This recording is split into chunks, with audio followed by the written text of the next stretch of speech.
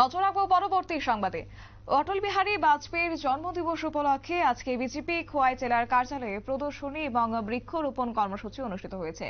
আজ সকালে উপস্থিত ছিলেন বিজেপির ত্রিপুরা রাজ্য কমিটির সাধারণ সম্পাদক অমিত রক্ষিত এবং একই সঙ্গে ছিলেন বিজেপি খোয়াই জেলা কমিটির সভাপতি অর্থাৎ বিধায়ক পিনাকি দাস চৌধুরী সহ জেলা এবং মণ্ডলের অন্যান্য নেতৃত্বরা।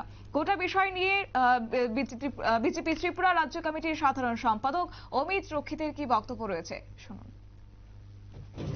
সারা রাজ্যে আমাদের প্রত্যেকটা বিধানসভায় আমাদের মণ্ডলে প্রত্যেকটা বুথে ওনার জন্মদিন পালিত হয়েছে। ওনার প্রতিকৃতিতে পুষ্পার্ঘ্যের মাধ্যমে, ওনার জীবনী কর্মজীবন নিয়ে আলোচনার মাধ্যমে এবং জেলায় জেলায় ওনার ওনার রাজনৈতিক জীবন এবং ওনার কর্ম নিয়ে এক্সিবিশন আমরা শোকেস করেছি প্রত্যেকটা জেলা কার্যালয়ে।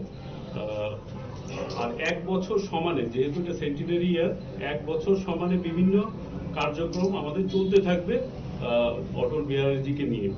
তো সেই ক্রমে আজকে খোয়াই জেলা কার্যালয়েও ওনার কর্মজীবন নিয়ে আমরা একটা প্রদর্শনীর আয়োজন করেছি, যেখানে আমাদের সঙ্গে আমাদের জেলার সভাপতি ভাই পিনাকি দাস চৌধুরীও আছেন, আমাদের দলীয় নেতৃত্বরা কর্মীরাও আছেন। তো এই কর্মসূচি চলতে থাকবে এক বছর ব্যাপী, বিভিন্ন কার্যক্রম চলবে, সমাজসেবামূলক কাজ চলবে, আমরা পাবলিক আউটরিচের কাজ চলবে।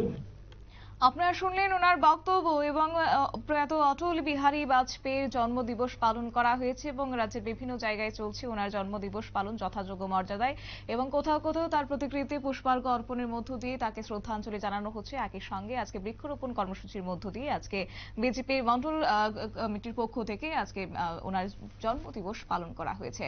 নিয়ে নিচ্ছে ছোট্ট একটি বিজ্ঞাপন বিরতির সঙ্গে থাকুন।